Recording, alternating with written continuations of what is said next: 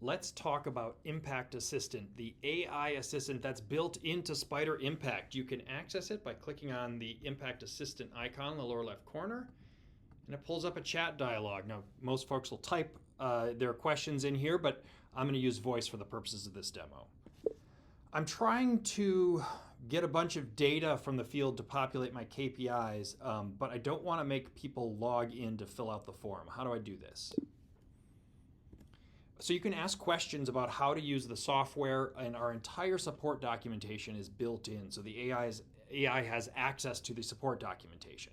And it's going to read the article on sharing forms publicly, and it says, okay, here's a license requirement, here's how to actually share the forms, here's how to manage it in admin, and here's a couple of support articles that you can read for more information. So here's the sharing dashboards and forms article, and sure enough, it's the full article on our website. So it's really handy to be able to answer questions about how to use the software. But it can also answer questions about your data set data that you have permission to view. So if I go to the data set section here, and I have device sales and customers and mobile world cell towers or whatever. And this is where you do ad hoc analytics. You want to say, all right, break down all of my sales by sales employee. And I can see Isaac is at 19% or whatever, right? And this is data that I already have permission to view. And so all of that data with the permissions applied is exposed to Spider Impact. So I can say, how many devices did I sell last year?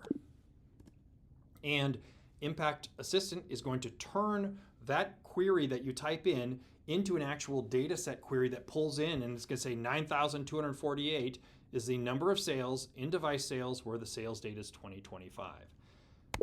Break this down monthly. So it can create different types of charts, line charts, bar charts, pie charts, answer your single value questions like here. This is a line chart because it's showing you a trend over time. Show this data as a bar chart comparing salespeople. And it knows your conversation. It's following your conversation along, so you don't have to completely restate the question. You can just slowly iterate with the AI, and you can say, oh, perfect.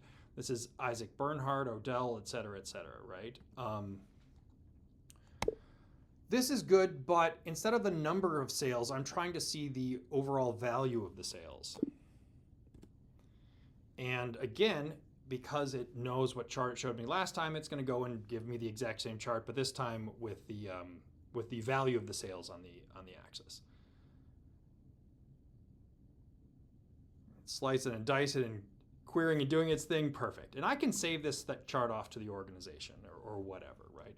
So Impact Assistant is great. If you start doing a very, very long dialogue, it's going to start losing track like any other AI agent. Just close out the dialogue, start again, and it starts fresh with brand new memory. The very last thing I want to show you is insights. You can say, what are some interesting insights I can discover from my device sales data set? Or I can say, what data do I have access to? And it'll say, oh, you have 17 data sets, and here's a couple of things you could do. But I'm really wanting to narrow down to just the device sales because that's what we're working with in this example. It's going to say, okay, here's the device sales data set. Here's some fields. Here's some ways to interact with this data set. Total sales by sales employee. We already looked at that. Number of sales by sales department. Let's see what that looks like. It's probably going to compare the two different sales departments over time. We looked, oh, perfect. It's a line chart.